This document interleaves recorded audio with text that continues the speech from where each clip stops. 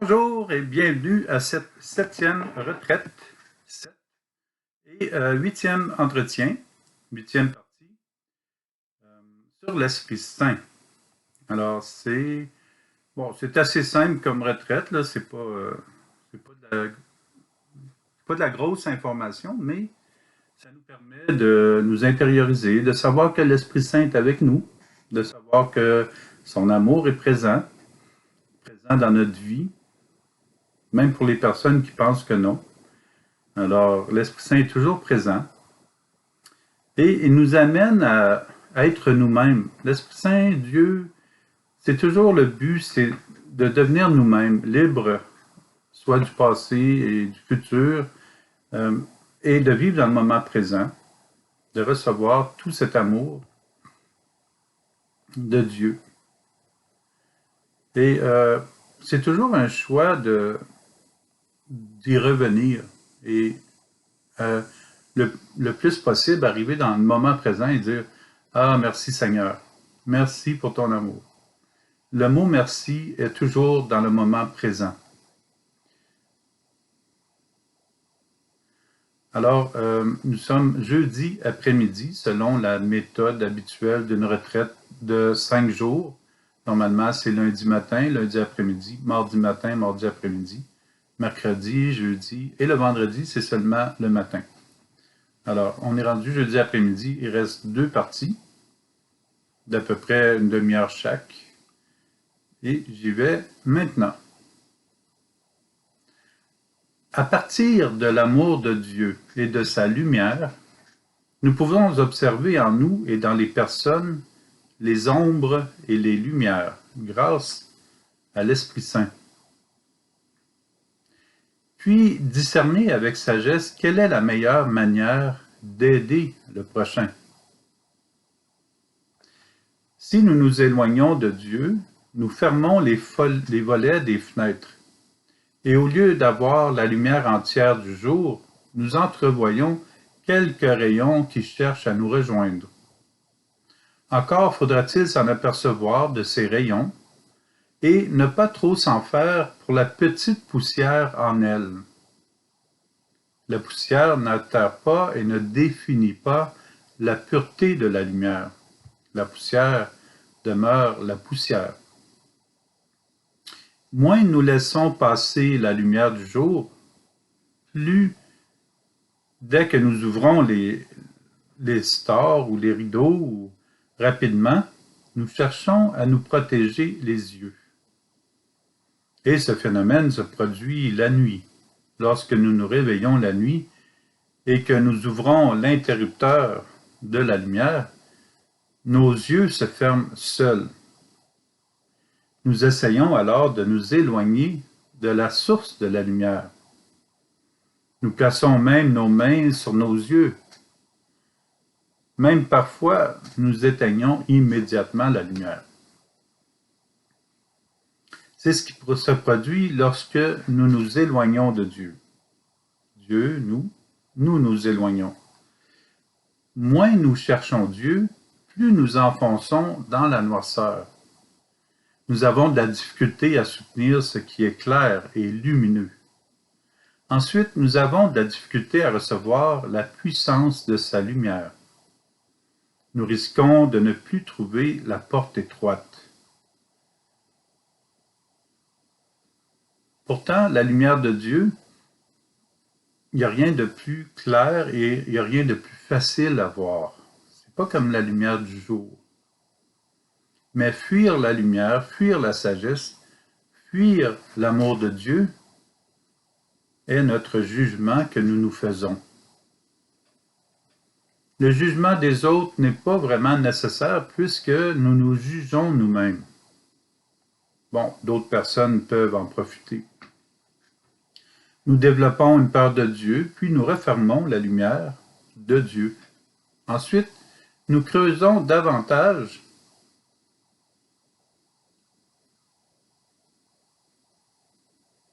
dans l'illusion que nous sommes mieux. Nous creusons davantage dans l'illusion que nous sommes mieux, entourés de nos défenses. quoique terré en profondeur et en retrait de la lumière. Ce passage de la sagesse a été transmis pour notre plus grande joie. Si tu le veux, tu peux observer les commandements. Il dépend de ton choix de rester fidèle. Ben Sirac le Sage, chapitre 15, verset 15. Cela, c'est tout à fait Dieu. Il nous dit « si tu le veux » et il dépend de ton choix pour rester fidèle. Dieu est toujours fidèle. Lui, il n'a pas de choix. Mais nous, ça dépend de notre choix. Autour d'un buffet, nous choisissons ce qui nous convient. Ce n'est pas aux autres de choisir pour nous. Ils choisiront aussi pour eux-mêmes. C'est aussi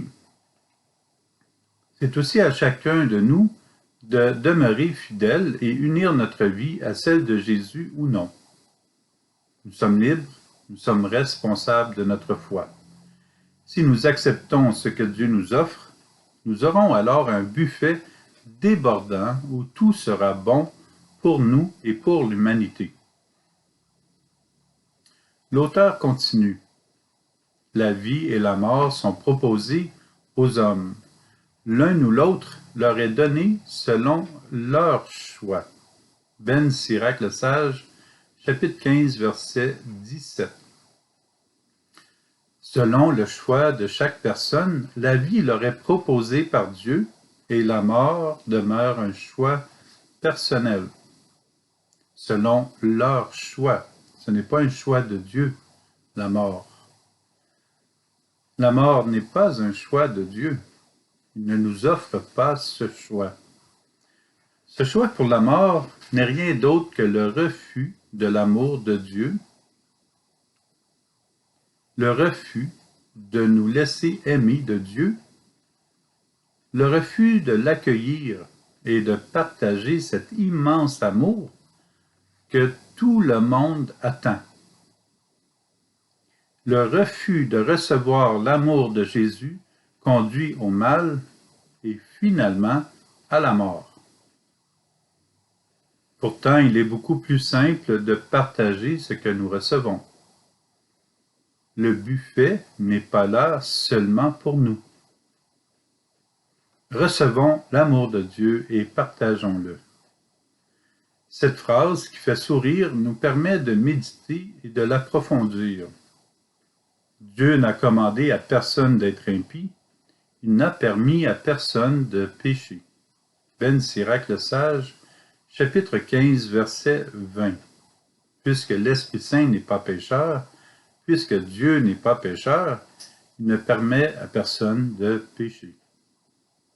Ça, c'est vraiment important, ce passage. Hein? Si vous pouvez y revenir et vraiment le méditer, tu sais, quand on dit Dieu permet le mal, Ben Sirac le Sage, chapitre 15, verset 20. Dieu ne commande rien de destructeur pour nous et pour notre prochain. Il n'a permis à personne de pécher. Le péché n'est pas un choix de Dieu. Dieu ne nous impose rien. Car le manque d'intelligence, de compréhension et de réflexion est le signe d'une fermeture à Dieu et aux autres, et le fait de se fermer à Dieu nous ouvre au péché. Nous sommes libres comme l'air, libres comme des enfants de Dieu. C'est à nous de bien discerner et de vouloir ce que Dieu nous offre. Paul l'a compris. C'est bien de sagesse que nous parlons devant ceux qui sont adultes dans la foi. Mais ce n'est pas la sagesse de ce monde, la sagesse de ceux qui dirigent ce monde et qui vont à leur destruction. Première lettre de Paul aux Corinthiens, chapitre 2, verset 6. Nous sommes divertis pendant que nous sommes éloignés de la réalité. Le monde, plus spécifiquement le mondain, nous divertit et il nous éloigne du bien. Le malaise de ceux qui dirigent le monde, dont mentionne Paul, est habituellement celui du pouvoir sur le dos de son prochain. Ils nous divertissent pendant que nous payons le prix ou que d'autres en paient le prix. Ils nous divertissent pendant que nous payons le prix ou que d'autres en paient le prix. Le seul qui peut nous conduire à la réalité, c'est Jésus. Tu es la lumière de ma lampe, Seigneur mon Dieu, tu éclaires ma nuit. Psaume 17, verset 29. Jésus est la lumière de ma lampe si nous l'accueillons. La nuit se transforme en jour avec le Seigneur. Paul nous dit « Jamais, vous le savez, nous n'avons eu un mot de flatterie. Vous le savez, jamais de motif intéressé. Dieu en est témoin. Jamais nous n'avons recherché la gloire qui vient des hommes, ni auprès de vous, ni auprès d'autres personnes. » Première lettre de Paul aux Thessaloniciens, chapitre 2, versets 5, 6. Nous sommes chrétiens, nous n'avons jamais à rechercher les honneurs.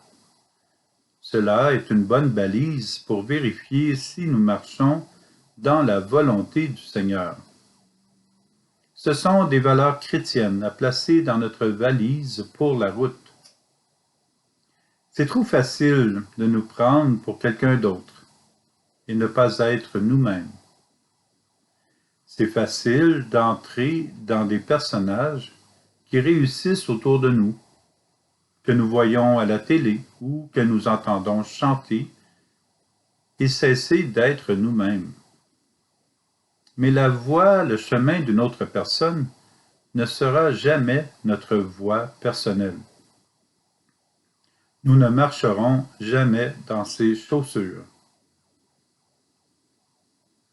Dernièrement, on montrait une photo d'un fan, quelqu'un qui aime beaucoup un groupe de musique. Et il était habillé comme le chanteur de ce groupe. Et à côté, il montrait une photo du chanteur du groupe dans la vie habituelle. Et le chanteur du groupe était habillé normalement. Alors, ça donne une idée. Quand c'est un spectacle, ils vont mettre des costumes selon le ton, selon ce qu'ils veulent décrire, donner aux gens. Et là, les personnes vont s'en faire une image. Ils vont s'habiller comme le spectacle. On voit ça souvent. Je n'ai pas besoin d'en nommer. Je sais que vous pouvez facilement l'imaginer.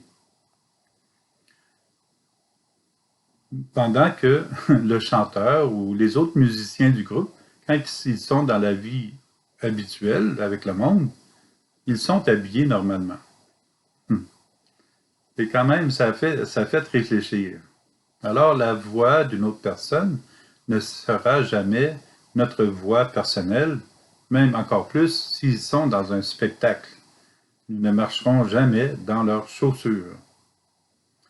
Ne cherchons pas à bâtir notre royaume personnel. Ce serait faire fausse route et après il faut tout revenir au début et recommencer. Nous avons déjà tout dans le royaume de Dieu.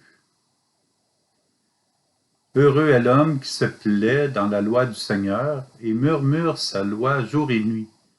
Il est comme un arbre planté près d'un ruisseau, qui donne du fruit en son temps. Psaume 1, versets 1 à 3. Pour atteindre une sagesse qui vient de Dieu, laissons Dieu être Dieu dans notre vie. Ne nous fions pas sur nos propres forces et laissons la sagesse de Dieu passer. Pour cela, devenons de très bons amis de Dieu. Reconnaissons la différence entre notre pensée et celle de Jésus. Devenons de plus en plus remplis de sa présence. Puissions-nous savoir quand c'est nous ou Jésus qui parle par nous. Sachons étudier nos pensées pour savoir est-ce qu'elles sont de Dieu ou est-ce que je peux les améliorer. D'ailleurs, nous savons quand c'est nous qui parlons ou la personne à qui à côté qui parle. Nous savons car c'est nous qui parlons ou la personne qui est à côté. Cela devrait être pareil pour Jésus qui passe par notre parole. Nous savons quand notre pensée vient de Jésus ou de nous. Il y a quand même une différence. Allons vers l'humilité de Pierre, qui était aussi un don de l'esprit, d'être, en tout cas de faire notre possible pour être humble. Notre premier pape est plein d'humilité. Comme Pierre arrivait, Corneille vint à sa rencontre et tombant à ses pieds, il se prosterna. Mais Pierre le leva en disant « Lève-toi, je ne suis qu'un homme, moi aussi. » Actes des Apôtres, chapitre 10, versets 25 à 26. Pierre a beau être le pape que Jésus a choisi, il connaît la place qui lui revient. Déjà dans l'Église qui commence à se former, Pierre est conscient que Jésus continue d'être Seigneur et Dieu. C'est remarquable. Pierre a connu Jésus et il a vécu avec lui. Il a été nommé par lui le responsable de l'Église. Il est aussi responsable des apôtres. Il a toutes les bonnes raisons de se péter les bretelles, de devenir orgueilleux, de se prendre pour quelqu'un d'autre. Pour tout missionnaire, Pierre vient de réaliser un enseignement important avec un témoignage digne d'un pape. Il voit Corneille qui arrive et qui se lance à ses pieds. Il pouvait lui dire « Bah, tu es un bon disciple » ou bien « Lève-toi maintenant, prenons un verre ». Mais par ces mots à lui, Pierre se présente d'une toute autre manière. Il dit à Corneille « Lève-toi, je ne suis qu'un homme, moi aussi ». Quel enseignement juste dans cette phrase. Je ne suis qu'un homme, moi aussi. Quelle belle grâce d'humilité qui nous donne le goût de nous humblifier nous-mêmes. Humblifier qui veut dire, par une attitude comme ça me donne le goût de devenir plus humble. Humblifier, devenir plus humble. Demandons cette grâce à Jésus. Par son geste et ses paroles, il aide Corneille à comprendre que Jésus est Seigneur. Pierre se reconnaît être un simple homme et, de ce fait, il donne toute la place à Jésus. Pierre évangélise. Pierre ne peut rien de lui-même et il le sait. Il est en mission, mais non pas pour lui-même. Il est missionnaire pour Jésus, avec Jésus, pour l'annonce de la bonne nouvelle qui est Jésus. Pierre rappelle aux personnes que Dieu ne fait pas de distinction entre les personnes. Il dit, il accueille, quelle que soit la nation, celui qui le craint et dont les œuvres sont justes. Actes des Apôtres, chapitre 10, verset 35. Dieu se réjouit avec les personnes qui le reconnaissent amour. L'amour de la personne est là pour rejoindre l'amour de son Créateur. Les deux sont faits pour vivre ensemble.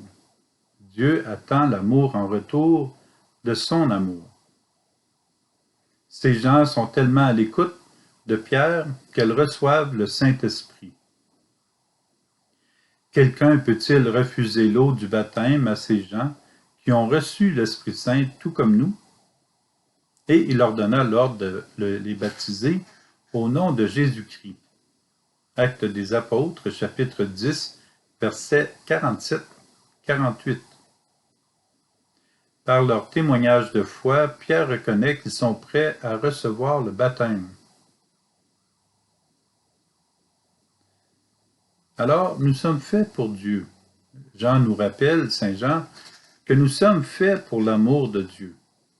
On vient de parler du baptême, c'est parce qu'on est fait pour l'amour de Dieu. Alors Jean nous dit, celui qui aime est né de Dieu et connaît Dieu. Pierre le connaît parce que il sait que Dieu est premier et que lui, il n'est pas Dieu. même s'il est le premier pape. Alors Saint Jean nous dit, celui qui aime est né de Dieu et connaît Dieu. Première lettre de Jean, chapitre 4, verset 7. Il va jusqu'à dire que nous connaissons Dieu lorsque nous sommes nés de lui et surtout si nous aimons de son amour. Jean continue. Voici en quoi consiste l'amour. Ce n'est pas nous qui avons aimé Dieu. Ce n'est pas nous qui avons aimé Dieu, mais c'est lui qui nous a aimés. Et il a envoyé son Fils en sacrifice de pardon pour nos péchés. Première lettre de Jean, chapitre 4, verset 10. Jean propose une évolution de la pensée et nous permet de mieux comprendre comment nous connaissons Dieu. Ce n'est pas nous qui avons aimé Dieu. Les premiers. Nous avons reçu l'amour de Dieu sans même le connaître, sans le demander. Ensuite, nous connaissons Dieu dès que nous sommes conscients que tout amour pur, vrai, réel, vient de son esprit.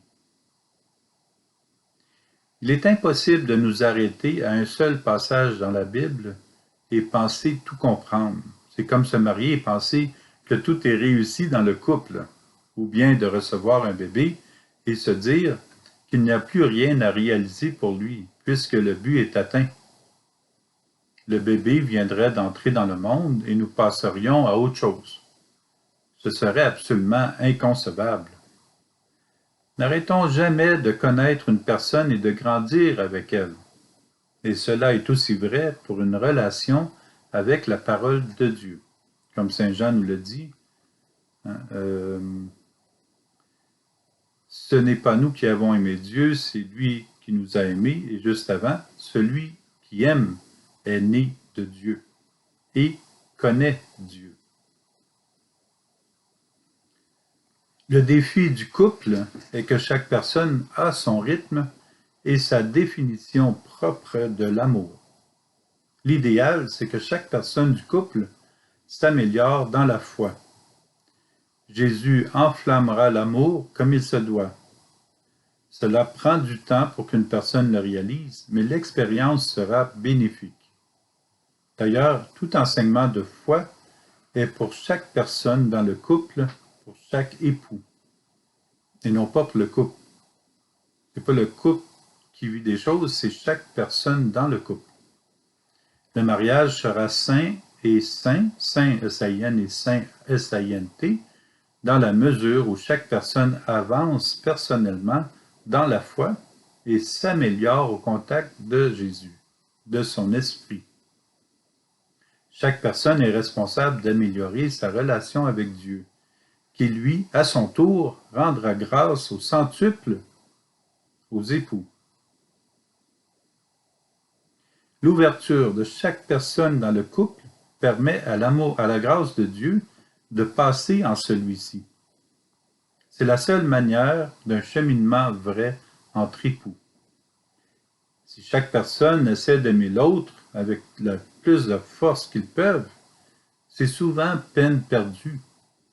Mais si chaque personne se connecte à Dieu et demande à Jésus de passer par son cœur pour aimer, alors là, c'est de la joie. C'est une joie qui progresse chaque jour, même s'ils ne s'en rendent pas compte. Chaque personne dans le couple aura une excellente raison de se donner davantage à l'autre. Jésus transforme la relation entre eux. C'est la même base pour chaque relation personnelle à Jésus. Jésus nous dit, « Comme le Père m'a aimé, moi aussi je vous ai aimé. » L'amour part de Dieu. « Comme le Père m'a aimé, moi aussi je vous aime. Demeurez dans mon amour. » Jean chapitre 15, verset 9. Dieu nous aime.